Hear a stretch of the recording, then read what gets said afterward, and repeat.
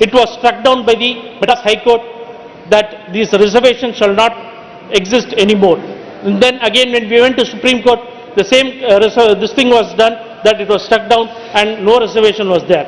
It was our leader, the great Dravidian ideology of Principal Tandai Periyar, who had, along with the then Prime Minister Jawaharlal Nehru and the Law Minister Ambedkar, had gone and sought that we need reservations for work and for education. It is completely necessary. And then after fight, at last the Union government under the leadership of Prime Minister Jawaharlal Nehru agreed for reservation in work. But then Tandai Periyar and our leaders then struck it down. They said that if you give reservation only in work, who is educated? It is again only those people who are educated, that 3% of the society will again get work. So they again fought, they had many other protests, and then at last in the year 1951, the first amendment of this parliament, the first amendment of the constitution after it was formed, it was then declared that the first amendment, that there will be reservation given for both work and for education, and that is how education and work has come and reservation had come into place, and so many people, so many lakhs of people have come into governance and other places, so that we have a very good this thing.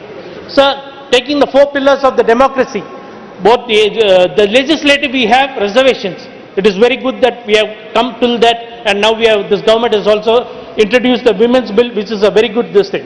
So, but coming into the executive, there is no reservation for OBCs. It is fully dominated by other castes, the so-called forward caste people, and a very marginalized section of the scheduled castes or the scheduled tribes. So we would like to urge upon this government to give more importance into the executive for OBCs. So DMK is always seen as a champion of the OBCs. In the recent 27% of the medical quota OBCs, it was our government that had gone court after court and got the final verdict in Supreme Court, so that we could have the 27% OBC quota, not only for Tamil Nadu, but for the whole of India. And it is only after our Chief Minister, Mr. M.K. Stalin, he is seen as the hero of the OBCs. Sir, again coming to the judiciary, in judiciary also, it is fully dominated by people of the so-called forward caste. There is not a reservation for OBC, and so that reflects on the judgment of the cases too. And so we also ask and request the government through you, Chairperson Sir, to urge upon the government to bring in reservations for OBC in the judiciary also. So coming into the Jammu and Kashmir, they have brought in this bill reservation, saying that, sir, Tamil Nadu has a very good rapport and relationship with Jammu and Kashmir. During the emergency days, the father of Mr. Farooq Abdullah, Mr. Abdullah was held in Tamil Nadu. He was safeguarded in Tamil Nadu by our Chief Minister, the then Chief Minister Kalaignar Karunanidhi. And still in memory of that, in Kodaikanal we have Mr. Abdullah's guest house still as a very renowned and very sacred place over there. And when the Article 370 was brought, it was our leader, Mr. M.K. Stalin, who had brought all the allies and fought against this very government in the heart of Delhi, and we voiced out. So Tamil Nadu and Jammu and Kashmir always has a very good relationship. So here they say that the governed by Reservation Act, because the legislation of J&K is not in place. Why is J&K legislation not in place? It is because of this government. And what is to be enacted by the state is now being enacted by this very house of the parliament. And sir, we would also like to make a very sincere request that the caste census, which has been pending for a very long time throughout the country, it should be conducted at once as demanded by our Chief Minister, Mr. M.K. Stalin. And sir, we told what are the struggles that we have got for OBC, but we see this government just handing over by a golden platter the economically weaker section 10%. So nobody has fought for it, nobody has asked for it, nobody has protested for it. But this government is seen in appeasing the forward caste, but the same quota, the same marks for an OBC, SC or ST is much higher than what is being handed over to the economically weaker section of 10%. So we request upon this government to look into that EWS section and to give in more quota for the OBCs and to conduct a caste census at the earliest for this thing. So thank you for giving me this opportunity. Thank you very much, Shri Kausalendra Kumar ji.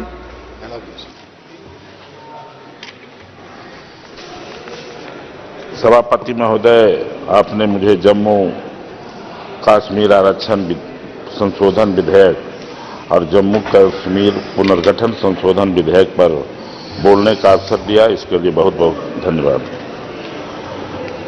यह विधेयक मूल रूप से जम्मू कश्मीर आरक्षण अधिनियम 2004 में कुछ संशोधन के लिए लाया गया है। अब दुर्लभ और शोषित जो वर्ग हैं, सामाजिक जातियों के स्थान पर अन्य पिछड़े वर्ग करने की बात कहा जा रहा है। यह शब्दों के कारण जो भ्रम और परेशानियां थी वह अब दूर हो जाएगा। बहुत ही अच्छा कदम है। यह धाराओं और उपधाराओं में भी संशोधन होने जा रहा है। यह सब उपयुक्त प्रक्रियाओं का पालन करने के साथ होने जा रहा है। अनुसूचित जातियां एवं जनजातियां की सूची में भी कई जातियों को शामिल किया जा रहा है जो राज्य की मांग के अनुरूप है।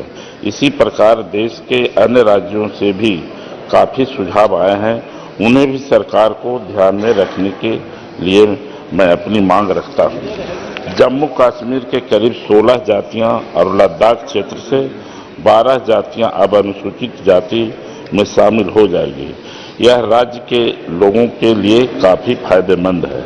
लेकिन माननीय मंत्री जी से भी मेरा अनुरोध है कि जिस तरीके से जब तक जनगणना नहीं होता है तब तक दलित पिछड़ों को, अगड़े को, जो आर्थिक स्थिति उनका कमजोर है, वो आरक्षण का लाभ नहीं ले पाएंगे। मेरा यह भी सुझाव है कि देश भर में जातीय जनगणना होना चाहिए जिससे लोगों का इसका लाभ मिल सके। दूसरा संशोधन जम्मू कश्मीर पुनर्गठन संशोधन जो 2019 में कुछ संशोधन का प्रस्ताव रखती है।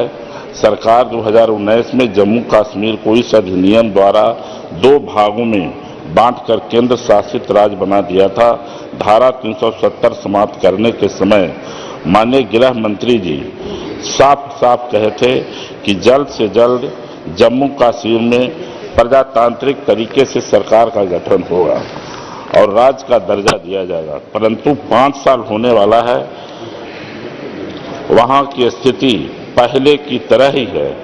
परिसीमन कार्य हो चुका है। जम्मू कश्मीर में 107 विधानसभा सीटें से बढ़ाकर 114 हो गई और उनमें 9 सीट अनुसूचित जातियों के लिए आरक्षित है। 3 नामित भी होंगे। अब कुल 117 सीट होने वाली है। यह सब तो ठीक है, किंतु जम्मू कश्मीर की जनता अपने लोकतांत्रिक अधिकारों से अभी तक वंचित है। G20 में भी जम्मू कश्मीर का इस्तेमाल हुआ, किंतु सरकार की वहां राज्य का दर्जा देने की बात पर चुप्पी समझ में नहीं आ रही है। जम्मू कश्मीर में समस्याएं ज्यों क्या त्यों बनी है, आतंकी घटनाएं भी घट रही है। कश्मीरी पंडितों की हालत तो और दयनीय है। सरकार द्वारा कहा गया था कि वहां के विस्थापित कश्मीर पंडितों को जल्द से जल्द वापस लाया जाएगा। आप बताएं कितनी कश्मीरी पंडितों को वापस लाए हैं? अन्य राज्यों में श्रमिकों की हत्याएं वहां रहती है। पर्यटकों की संख्या दिनों दिन कम रही है। वहां के नागरिकों की आमदनी बंद हो रही है। वहां का किसान बेहाल है। देखा जाए तो जम्मू कश्मीर की स्थिति पहले से भी बदतर हो चुकी है। केंद्र सरकार वहां के नागरिकों और राजनीतिक पार्टियों के साथ सलाह मशवरा करके राज्य में कानून व्यवस्था की स्थिति को बहाल करने की प्रक्रिया का प्रारंभ करे। जम्मू कश्मीर में पूर्ण राज्य का दर्जा दिया जाए और मेरा सुझाव होगा कि वहां चुनाव जल्द से जल्द कराया जाए, तभी लोकतंत्र बहाल हो सकता है। धन्यवाद। बहुत बहुत धन्यवाद। श्री महेश साहू जी। अधिष्ठाता महोदय, आज reservation Jammu Kashmir reservation bill उपरे आगत करने मो दल ए कार्यक्रम में कहवाई सुजोग देछि। से दल को धन्यवाद देवा सहित आपण मते कहबार सुजोग देथिबारु मु आपण को बधाई जनाऊछि, धन्यवाद जनाऊछि। उक्त प्रसंग रे आलोचना रे भाग नहीं बिल टी डिलिमिटेशन कमिटी को सुपारिश करने उद्य अटे। सम्मानीय सभापति महोदय, जम्मू काश्मीर 21 नवेम्बर 2018 रे भंग करा जायथिले मध्य अद्यावधि यार पुनर्बार निर्वाचन परिप्रेक्षी मुहैया सुजोग के सृष्टि कर कोई भी इंग्लिश का टेस्ट दे दे जस्सी, ये आइल्स की तैयारी जरूरी है। कोई भी इंग्लिश का टेस्ट नहीं हरविंदर, कोई भी इंग्लिश टेस्ट मतलब अपने सपनों से समझौता।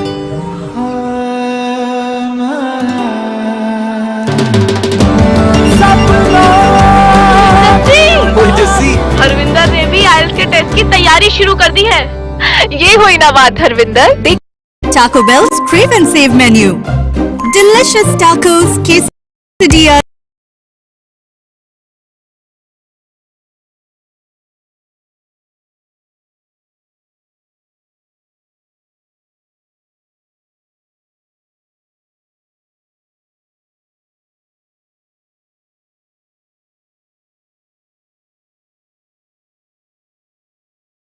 एक देश में दो प्रधान नहीं चलेगा ए प्रकार विचार कर 370 द्वारा बात कला परे आज एससी ओबीसी एससी एसटी एमान को कौ कौ सुजोग दिया जितेबाला माननीय मंत्री ए बाबद प्रसंग में उल्लेख करेंगे ता स्पष्ट भाव में जनइबे कारण माननीय मुख्यमंत्री ओडिशार श्रीजुक्त नवीन पट्टनायक अदर बैकवर्ड क्लास और सोशियली एजुकेशनली बैकवर्ड क्लासेस स्पष्ट भाव में निर्धारण कर कमिशनर नियुक्त कर रिटायर्ड जज जस्टिस रघुनाथ विश्वाल एवं तार मेंबर भी अच्छा नवनीत रथ एवं मिस मिताली चेनारा एवं प्रशांत कुमार पात्र यही करने सहित राज्य गणतंत्र सहित प्रदेश देशर माननीय मंत्री ए बाबद स्पष्ट भाव में उल्लेख कले जम्मू काश्मीर विश्वास सह ग्रहण करेंगे। धन्यवाद। जय जगन्नाथ। धन्यवाद। श्री मलुक नागर जी।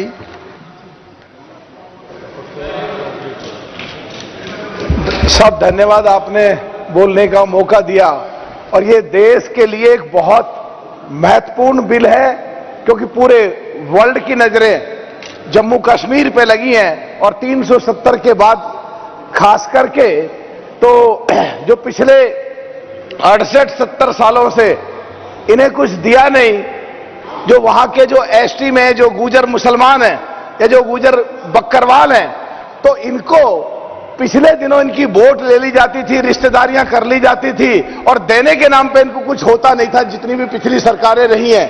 तो 370 हटने के बाद इनको जो सुविधाएं दी, मुझे लगता है कि जो आज मौजूदा सरकार है उन्हें पूरा रिसर्च कराया, चाहे कारगिल के समय था, चाहे 1947 के समय था, चाहे 1952 के समय था, जितने भी पाकिस्तान और हिंदुस्तान की लड़ाइयां हुई, जितने भी उग्रवादी हमारे देश में घुसते थे उनको बगैर तनख्वाह लिए हुए सरकार से और सरकार के सिपाही की तरह वहां के जो गुजर मुसलमान है, जो गुजर बकरवाल है, उन्होंने जो लड़ाइयां लड़ी उसको ध्यान में रख करके सरकार ने इनको जो आरक्षण की सुविधा दी, दिल से मैं सरकार का इसके लिए धन्यवाद देता हूं, सराहना करता हूं और भर्त्सना करता हूं जो पिछले 68-70 सालों में इनको कुछ दिया नहीं गया था। तो मैं एक चीज आज कहना चाहता हूं, जो पीओके से लेके आ रहे हैं उनको कुछ भी सुविधा दो, बहुत ही अच्छी बात है, और जो गरीब लोग हैं, कश्मीरी पंडित हैं, उनको भी सुविधा दो, ये भी बहुत अच्छी बात है।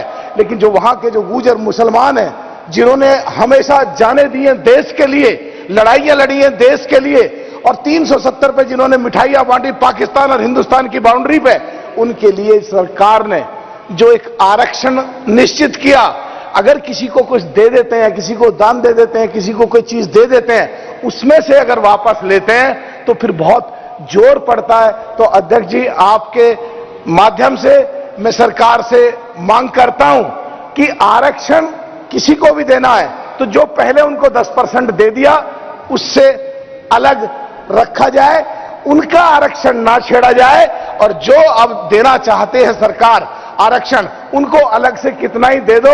तो हम देश के लिए जो लोग जान दी और देश हित में और जनहित में और जम्मू कश्मीर के गुजर बकरवाल के हित में आपके माध्यम से सरकार से मांग करता हूं कि उनके आरक्षण को ना छेड़ा जाए।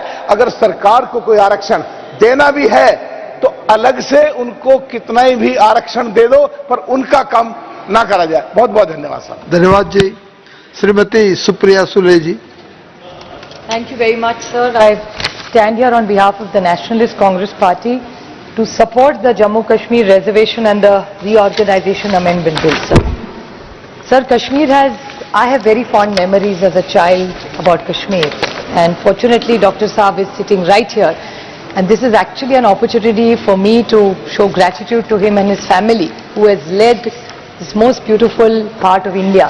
And I would like to read a few lines about Kashmir, sir, from a Sufi poet called Amir Khusraw. He said, if there is paradise on earth, it is this, and it is this. This is how much we all think about Kashmir. Nestled in the foothills of Himalayas, the Kashmir region is a celebrated and esteemed for its ineffable and incomparable aesthetic wonder and charming beauty. Beautiful lakes, acres of Mughal gardens, mighty snow-capped mountains, rich saffron fields, vibrant meadows, crystalline glaciers are just some of Kashmir's natural features and landscape which are in this poetry, which is the paradise of earth, sir. However, Kashmir's paradise in many ways brutally violated, and its peace has been plundered for various reasons, sir. But the flourishing meadows, stark mountains and the vast fields, motives of freedom, but with hundreds and thousands of military forces scrutinizing Kashmir, freedom feel like a faraway and an elusive force. Nonetheless, beyond each blossoming tulip, flower fields and wild-eyed smile lies a story of Kashmir. Kashmir is essentially a region of stark contrast. It's actually a story of paradoxes. For beauty exists despite of its bloodiness, faith, tenacity, inner peace can be seen in its local residents amid all these activities which have happened in these decades. Fragments of paradise can be found despite the most hellish of horrors. Hope we reignited with all the hope seems to be forsaken. Kashmir is a place that beckons your soul, stirs your spirit, converses with your heart and dwells in your mind long after your body has departed. So I think Kashmir has really been through a very difficult journey. And administration is something which is continuity. Yes, it has had its red spots, black spots, it has had its moments, and I think unanimously everybody has contributed to the journey of Kashmir. So I think we can't just isolate one bad story to the glorious part and the contribution in India's development, tourism, growth, beauty story, cultural story of India will be always incomplete without Jammu, Kashmir and Ladakh. So I think now we really need to look at the larger picture. We have to stop being a prisoner of the past and history. Because every time I see the Bharatiya Janata Paksha, I saw the leader speaking, the first person from the treasury bench. I thought he'll enlighten us with what is achieved in the last 4 years. But I couldn't hear much from him, unfortunately. And nor do I want to get into a swinging march, because I genuinely owe a lot to Jammu and Kashmir and Ladakh, because it has given me my finest happy family moments which I ever have to look back in my life of my 5 decades would be all connected to Jammu, Kashmir and Ladakh. Sir, I absolutely welcome the decision and the reservation decision taking. But I would like to suggest to the Honorable Home Minister, who's been so large-hearted about this reservation in Jammu and Kashmir, I would like to make a suggestion to him that instead of bringing piecemeal programs about reservation, why doesn't he bring a comprehensive bill pan-India about reservation? The state where I come from, sir, Maharashtra, today is having huge challenges with Maratha, Dhangar, Lingayat and Muslim reservation issues pan-Maharashtra. The same thing resonated in Maqbul's speech in Uttar Pradesh. In Rajasthan the same. So why doesn't this entire house sit together, put their minds together and find an amicable solution in the larger interest of this nation beyond a discussion of reservation for all faiths. So when it comes to my state, it's about Maratha, Lingayat, Dhangar और मुस्लिम समाज की आरक्षण की बहुत बात हो रही है. So I was just trying to connect the two dots and see if you can do it in Jammu Kashmir, why cannot be applicable to my state, which is actually burning right now. So this is something I would like to put forward in front of the Honorable Home Minister. I would like to ask the Honorable Home Minister, who I remember his speech, it was when he said it in the old Parliament building. He told us his dream and his plans for Jammu Kashmir, and we were also quite keen on it, because who doesn't want peace? So we all thought, and we had put our hopes in him, and hoping that there'll really be a huge change in Jammu Kashmir, the lifestyles of the people. And I would like to ask, and I remember him committing to good investments on the floor of the house in the old building and to elections. Unfortunately, that has not happened, and I would like to put the urban local bodies, which Saugata Babu said in his speech, I would like to take that point forward, that the urban local bodies elections which were to be held in Srinagar have been postponed, and the excuse given or the reason given would be delimitation. Now, had they not thought about this before? And 4 साल हो गए sir, delimitation का तो homework पहले भी कर सकते थे. So what is the reason that you want to give them freedom, you want a democratic country? The first message you have to give to the people of Jammu, Kashmir and Ladakh is to have a fair election in that country. So हमारी मांग रहेगी कि पहले आप वहाँ एक election ले लीजिए. This is, I think, really going to be the honest commitment that the Honorable Home Minister made to this nation, and we trusted him. I'm not saying we mistrust him now, but I want to put it on record that we are really hopeful that they walk the talk. The other thing, sir, I would like to highlight is the tourism. I have myself been to Kashmir in the last 3 years once, and clearly the tourism has improved. But let's have some data. Tourism is 7% of Jammu, Kashmir and Ladakh's development story. So if you look at the economy, only 7% is of the entire bowl of Kashmir, if you say. So if only tourism is 7% of the economy, then what about the horticulture, what about the agriculture, what about the changes in climate that are having? हमारे भी किसान दिक्कत में है महाराष्ट्र में because of climate change. The same issue continues to happen in Jammu, Kashmir and Ladakh. So what, is there a plan this government has vis-a-vis climate change with agriculture and horticulture, and what are their plans for Jammu Kashmir considering they don't have a government in place? अगर किसी आम आदमी को कुछ मदद लगे तो किसके पास, वो तो LG को नहीं मिल सकता. तो what is the plan they have for all these, like किसान हो, युवा हो, महिला हो, like they say that is the new dharma of the BJP. So we really want to see them walk the talk for all these 4 verticals that are there. Unemployment, like Saugata Babu said, unemployment is at its peak in India, and so is it in Jammu Kashmir. So what specific intervention are they doing for unemployment? And one point which is alarming in Kashmir today is electricity. आज धरने हो रहे हर जगह जम्मू कश्मीर और लद्दाख में. श्रीनगर में 10-10 घंटे का पावर कट होता है sir. So what has really happened in the last 4 years? What magic has happened? If there is no electricity, how are all the other things going to work? So these are some things which I'd like to, I'm sure the Honorable Home Minister would throw some light and enlighten us on how these things are going to be taken forward. And if there is a gap of electricity, एक बार India में कहते हैं there's a surplus of electricity. So national grid से क्यों जम्मू कश्मीर लद्दाख में नहीं जा रहे हैं बिजली? Why do people, our brothers and sisters and our children in Jammu Kashmir have to suffer with no electricity for 12 hours in a place like Srinagar? अगर श्रीनगर में 12 घंटे बिजली नहीं है तो बाकी के जो छोटे छोटे गांव है वहां क्या होता होगा sir? So this is something we need to really discuss. The other big point which I was coming by, which is my last point sir, that yes, things are better, but that doesn't mean they are okay.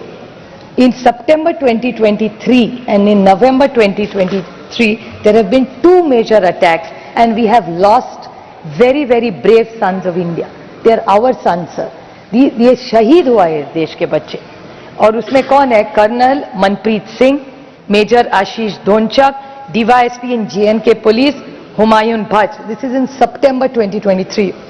In November 2023, the martyrs are Captain M.V. Pranjal, Captain Shubham Gupta, Haribhav Abdul Majid, Lance Naik Sanjay Bisht, and paratrooper Sachin Laur. These are people in Rajouri and Poonch where there is a problem. So we can't say everything is wonderful. पहले से बेहतर है, जरूर है, और अच्छे को अच्छा बोलना चाहिए. तो जो अच्छा हुआ है उसके लिए I do compliment the government, but a lot needs to be done. Everything is not okay because we've lost our sons. So tourism has gone up, yes it has. But when we lose our sons of soil, then really can we say the wonderful stories about Kashmir and say, oh, we are so happy tourism has gone up.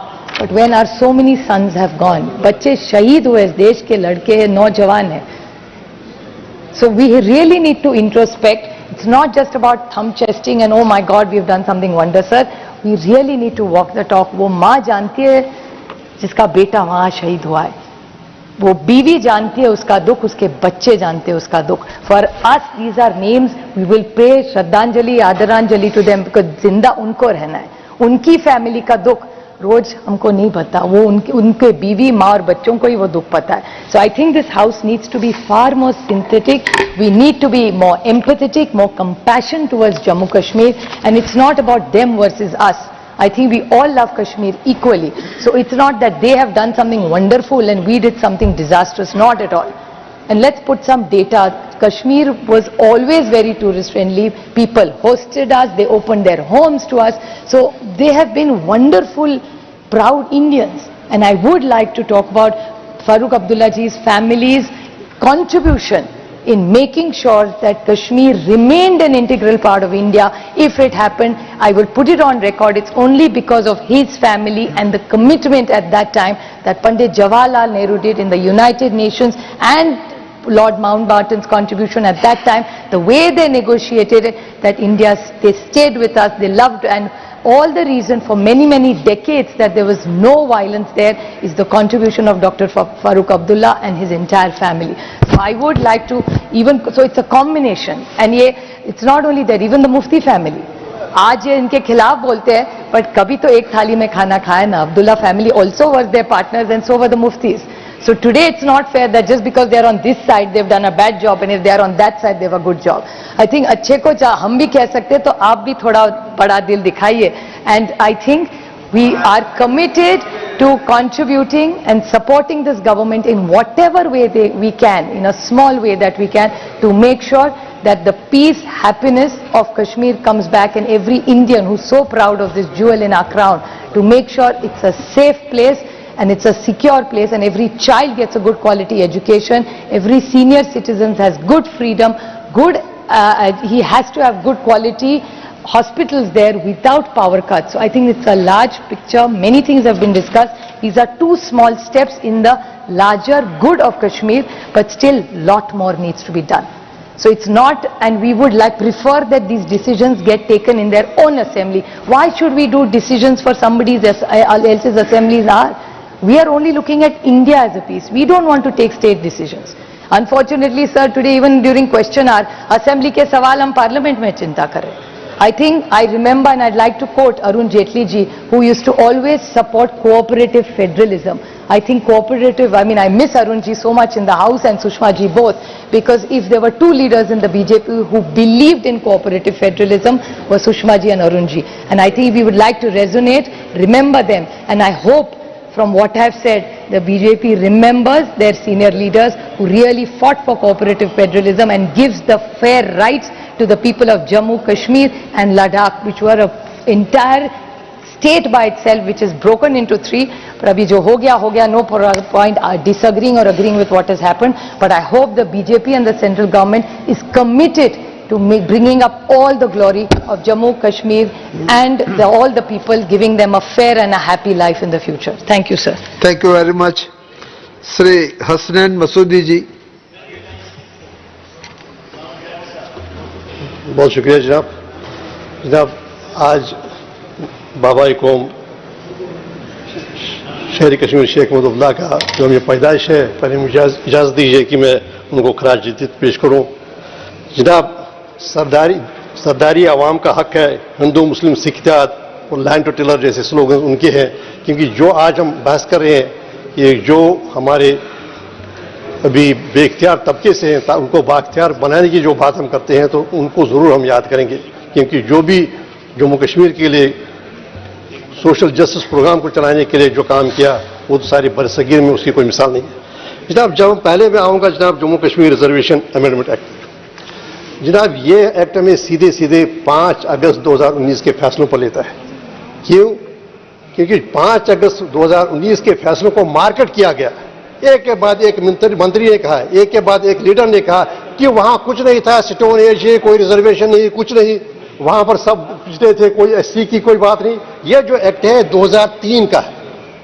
जिस act में आज आप तरमीम कर रहे हैं, ये 2003 का है. 2003 में सारा रिजर्वेशन दिया गया था, तो आज आप उसका सिर्फ तरमीम कर रहे हैं. तो ये पहले जानने की जरूरत है, जो मिस पर जो मार्केट किया गया 2019 के फैसले, वो सारा गलत था. और जो ये एक के बाद एक वजीर ने जो यहाँ कहा कि वहां कुछ नहीं था, कोई तरक्की नहीं थी, वो सारा बिल्कुल एक फ्रेब था, एक झूठ था, मिसलीड किया गया कंट्री को. इससे आज उसकी तायीद होती है.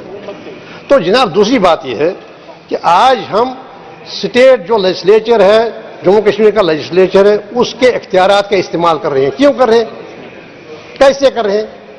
यह कानून तो जम्मू कश्मीर के लेजिस्लेचर का बनाया हुआ ना, इसका संशोधन, इसकी तरमीम तो वही करेगा ना. ये क्यों हम कर रहे हैं, कैसे करें, किस इख्तियार के तहत कर रहे हैं? जनाब ये हम कर रहे हैं रीऑर्गेनाइजेशन एक्ट के तहत। उसका उपयोग करके, उसका इस्तेमाल करके हम कहते हैं कि हम ये यहाँ ये तरमीम करेंगे। जनाब मुझे कहिएगा, एक फंडामेंटल क्वेश्चन है, रीऑर्गेनाइजेशन एक्ट जो है उसको चैलेंज किया गया सुप्रीम कोर्ट के सामने।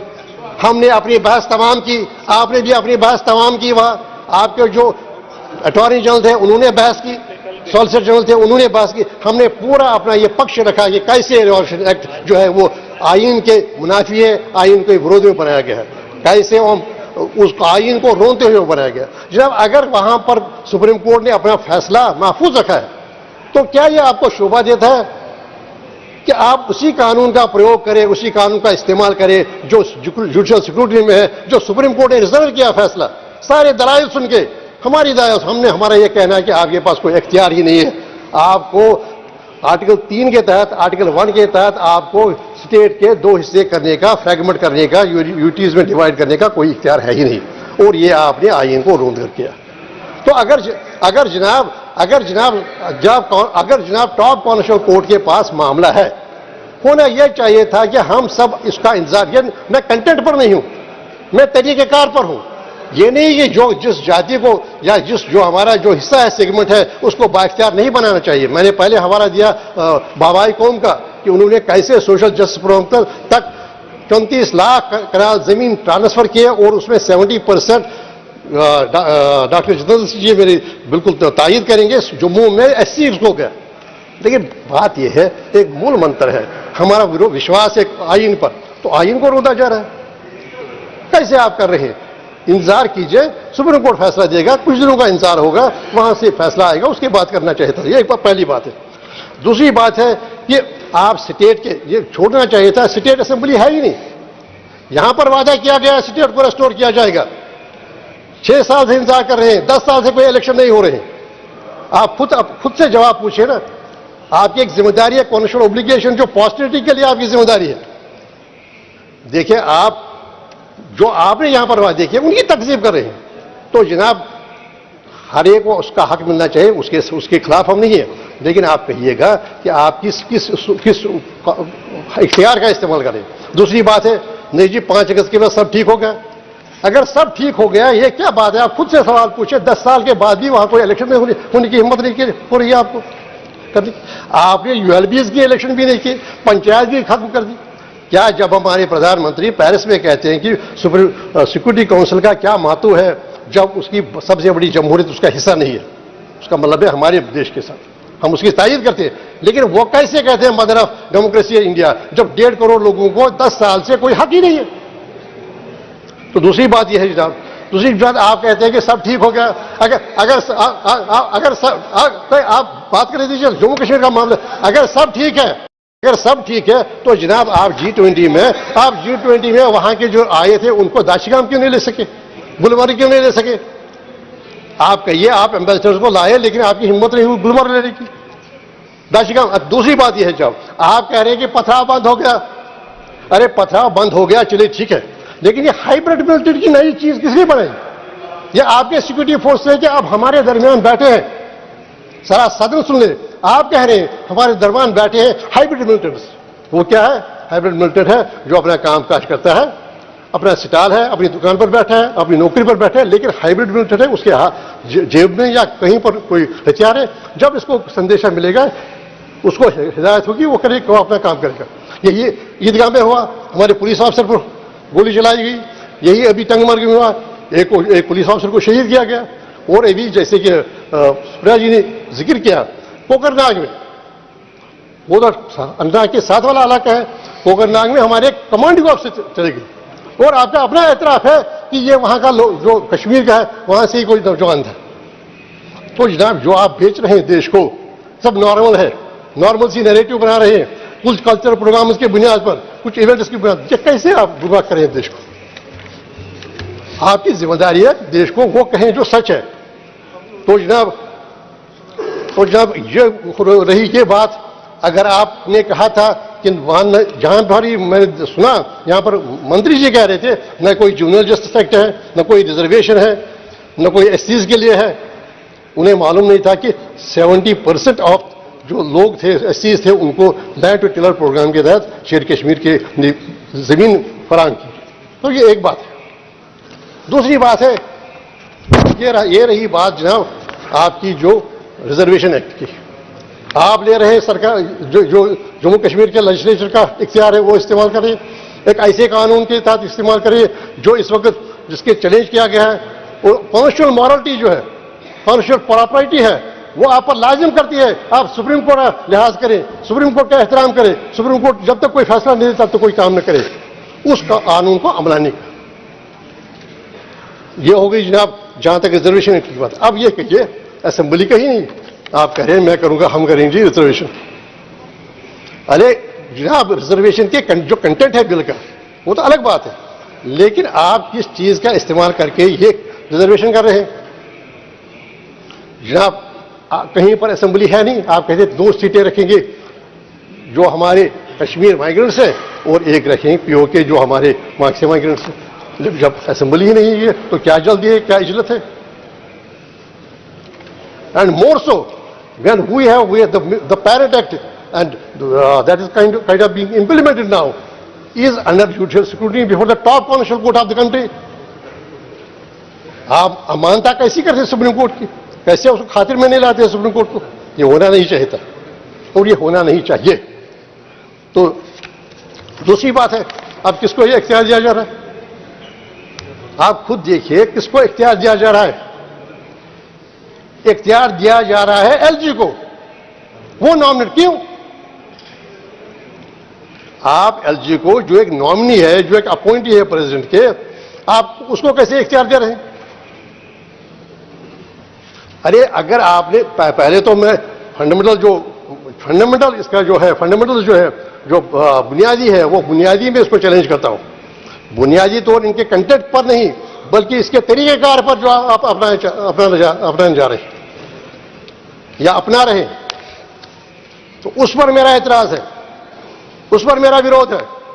लेकिन आप वो अब मतन पर भी चाहिए। क्यों देंगे एलजी को? एलजी नॉमिनेट करेगा, किसके कहने पर करेगा? खुद अपनी मर्जी है। देखिए हमारा जो है वो इशारे दिखा रहे हैं मुझे, क्या नाम है, ठाकुर साहब कह रहे हैं कि नहीं यहां से आ जाएगा संदेश। यहां से संदेश की बात है, ये तो वहां को जब आप नॉमिनेट करेंगे तो नॉमिनेशन में उनका जो रोल होगा, जो वहां के जो इलेक्टेड चीफ मिनिस्टर होंगे, जब भी स्टेट आप जैसे कि आपने वादा किया है, जब लेजिस्लेचर बनेगा तो वहां का उसके जो वहां पर जो गवर्नमेंट है उसकी रिकमेंडेशन होगा, जैसे हर जगह होता है। आप ये नहीं, आप इस बात का भी एहतराम कीजिए, हमारी कॉन्स्टिट्यूंट असेंबली का बनाया हुआ आईन अभी नाफिजुल अमल है, जिसके साथ गिरधारी लाल डोगरा मरहूम थे, कृष्णदेव सेठी थे, तो सरदार बुद्ध सिंह थे, कोशक बकोला थे। क्या वो किसी ने भी मनसूख किया वो आईन? खुद से सवाल पूछे। क्या आईन पार्लियामेंट को आईन मनसूख करने का हक है, इख्तियार है? नहीं है। जब बात उठेगी तो उस आईन के तहत भी एक तरीकेकार था कि अगर अनरिप्रेजेंटेड एक सेगमेंट हो तो उसकी कैसे हम उसकी भरपाई करें। और उस आईन को नहीं हुकूमत का, नहीं हमारे जो सदर जमहूरिया उनका इख्तियार है, वो क्यों? वो कॉन्स्टिट्यूएंट पावर है। एक कॉन्स्टिट्यूएंट पावर के एक्सरसाइज में बनाया गया है आईन, और उस आईन में ही लिखा है ये इंटीग्रल पार्ट होगा जम्मू कश्मीर मुल्क का। तो वो आईन किसी ने डिसेबल तो नहीं किया, वो तो वहीं पर मौजूद है, किसी ने एब्रोगेट तो नहीं किया। आपका इख्तियार नहीं था, कैसे एब्रोगेट करते?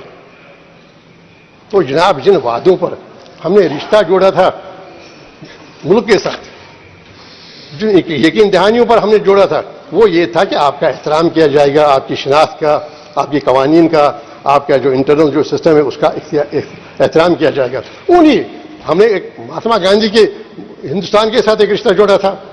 यहां पर एक सेकुलरिज्म होगा, सोशलिज्म होगा, और ये मूल मंत्र होगा हमारे समाज का। और जब आप जब आप कहते कि नहीं, आपने जिसको अपनी उपलब्धि कहा, अपना जो कामयाबी कहा, वही तो हार है।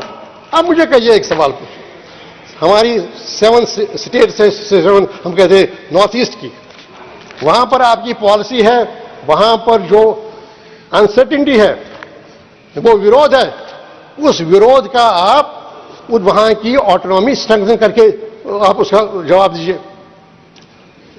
होम मिनिस्टर साहब खुद गए वहां और कहा कि मैं उपहार लाया हूं वजीर आजम की तरफ से आपके लिए, मणिपुर को कहा मैं आपके लिए ILP लाया हूं, इनर लाइन परमिट।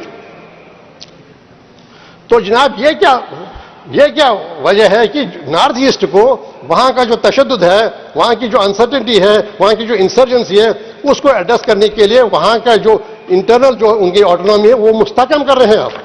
मैं नहीं जा सकता हूं नॉर्थ ईस्ट जब तक मुझे परमिट नहीं होगा। अनुराग ठाकुर जी जमीन नहीं खरीद सकते बोडोलैंड में या मणिपुर में, ना मैं खरीद सकता हूं जब तक वहां की इजाजत न हो, नहीं हम नौकरी के लिए वहां दरखास्त दे सकते। वहां अगर आप स्ट्रगल कर रहे हैं तो क्या वजह है जम्मू कश्मीर में आप बिल्कुल जम्मू कश्मीर में आप वो तो उससे उसको महरूम ही कर रहे हैं। ये कैसा अप्रोच है? यह कैसा अप्रोच है कि जम्मू कश्मीर में आपकी क्या इसकी क्या वजह है? क्या तनासुब की वजह से, क्या ऐसी और वजह से?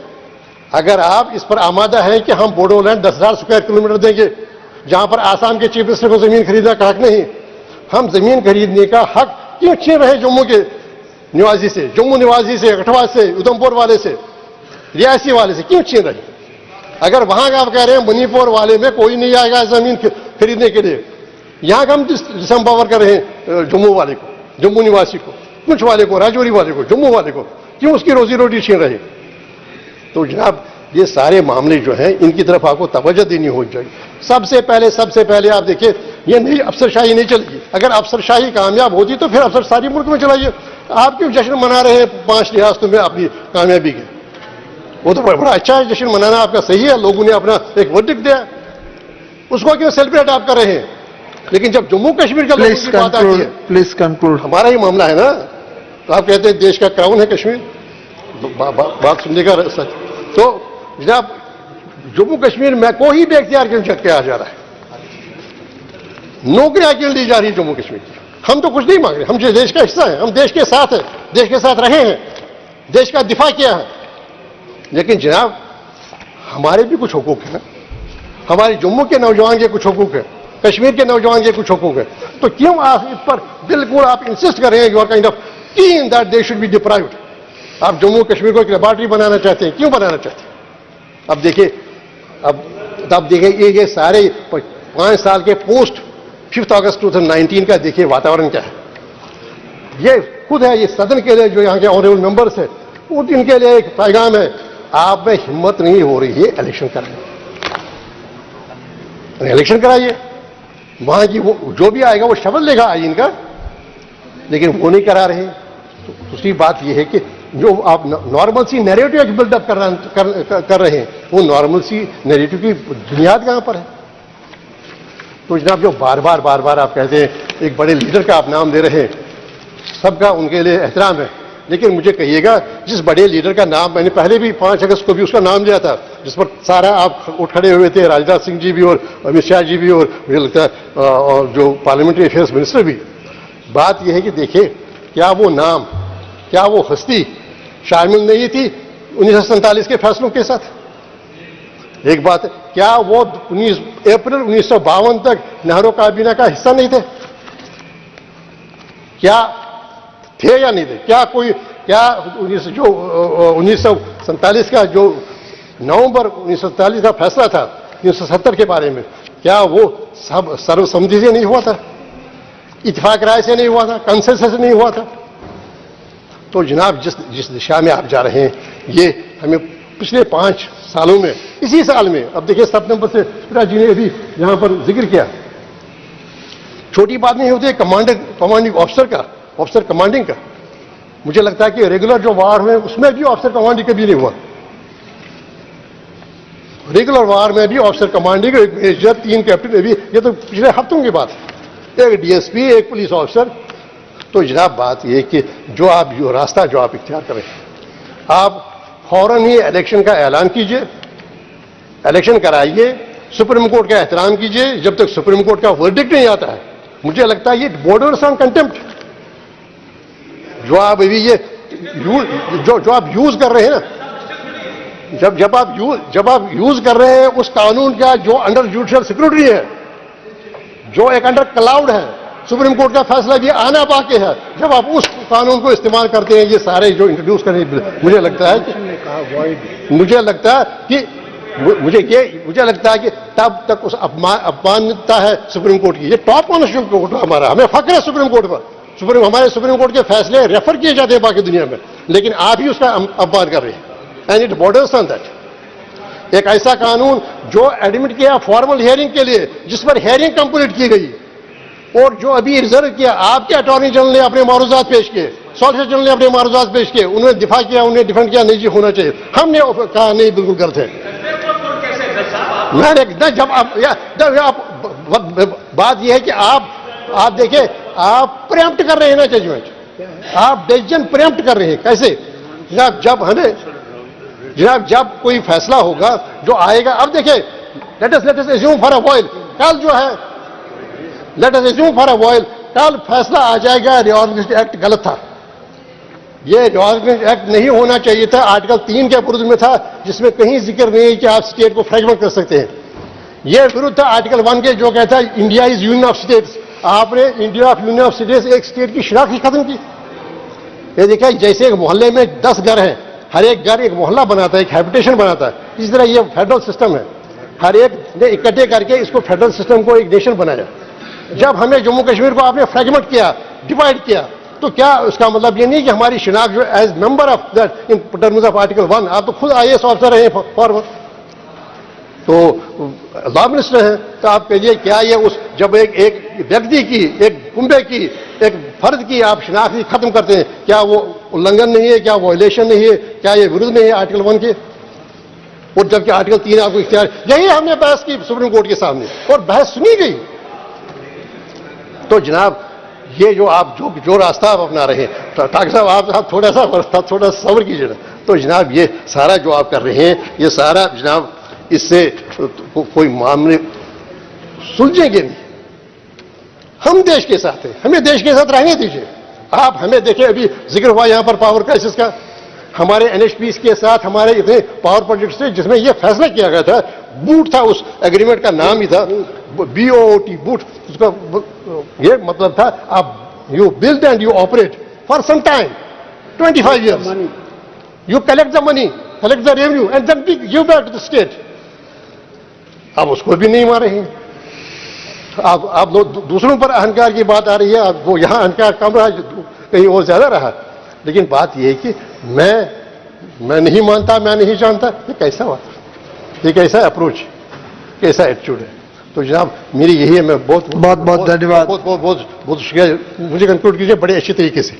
तो जनाब, आपका बहुत शुक्रिया, आपने मुझे पूरा मौका दिया ये कहने का। ये जनाब पड़ी गई 3 महीने से। तो अब देखिए, यही जब हम जिक्र कर रहे हैं, तो जब हम जिक्र करते हैं नॉर्मलसी का, अभी 7 जुम्मा से श्रीनगर की जामा मस्जिद में नमाज नहीं पढ़ी, तो जनाब आप कह रहे हैं नहीं छोड़ दिया है। देखिए, ये हम इट इज सेल्फ डिसेप्शन, आप अपने आप को ही गुमराह कर रहे हैं और देश को गुमराह कर रहे हैं। ये नहीं कि हो नहीं सकता है, ठीक हो सकता है। देखिए, हम देश के साथ हैं, लेकिन ठीक ये हो सकता है कि कैसे आप एक island please conclude, democracy, how can you have Masoodi ji conclude कीजिए। अनसर्टेनिटी। तो जनाब, क्योंकि ये हमसे ताल्लुक रखता है, मुझे ये गुजारिश है कि चेयरपर्सन साहब थोड़ा सा इसमें एक फ्लेक्सिबिलिटी का, क्योंकि हमें ही कहना कहूँगा, और कहाँ कहेंगे इस हाउस में, नहीं कहूँगा अपनी पीड़ा, तो और कहाँ को। तो ये विल जस्ट थैंक यू। अभी इलेक्ट्रिसिटी की बात कीजिए, अभी हेल्थ केयर की बात कीजिए, सारा जो मैन पावर क्राइसिस सिस्टम में देखिए, चंद एक कल्चरल प्रोग्रामों से, स्पोर्ट्स इवेंट से नॉर्मलसी नहीं, you can not build a normalcy narrative just depending on a few cultural events. ये देश, ये मेरा देश, ये हो गया मेरा गांव, ये हो गया मेरा टाउन, ये बनाइए, रोज रखिए। तो जनाब, वो कैसे हो जाएगा? तो मेरी यही आपसे इज़्ज़त है कि आप इन पर तब तक आप नहीं इंसिस्ट कीजिए, जब तक कि सुप्रीम कोर्ट का फैसला भी ना आ जाएगा। जो भी होगा वो भी होगा, उसके बाद हमारी दूसरा पड़ाव होगा, और क्या तरीका होगा। तो तब तक मैं कंटेंट पर नहीं, जो ये है, जो प्रयास है, हम कहते हैं हर एक को इख्तियार मिले, हर एक को बाइख्तियार बनाया जाए, जो अभी तक अंडर प्रिविलेज्ड है, जो at the end of the Q है, उसको भी दिया जाए रिजर्वेशन भी। लेकिन ये तरीकेकार बिल्कुल असंवैधानिक है, अनकॉन्स्टिट्यूशनल है, और कॉन्स्टिट्यूशन रोन कर किया जाए। Thank you very much. Anurag ji. माननीय सभापति, मैं बीच में रोकना नहीं चाहता था, लेकिन एक बात कही गई कि चुनाव, और ये कहा क्या हुआ धारा 370-35 के हटाने के बाद। मैं कह सकता हूं on the floor of the house कि जो 70 साल तक ये लोग नहीं कर पाए, एक तो पहली बात अनुच्छेद 370-35 को हटाया भी, और जब कोविड का समय था उस समय भी डीडीसी के चुनाव किसी ने जम्मू कश्मीर में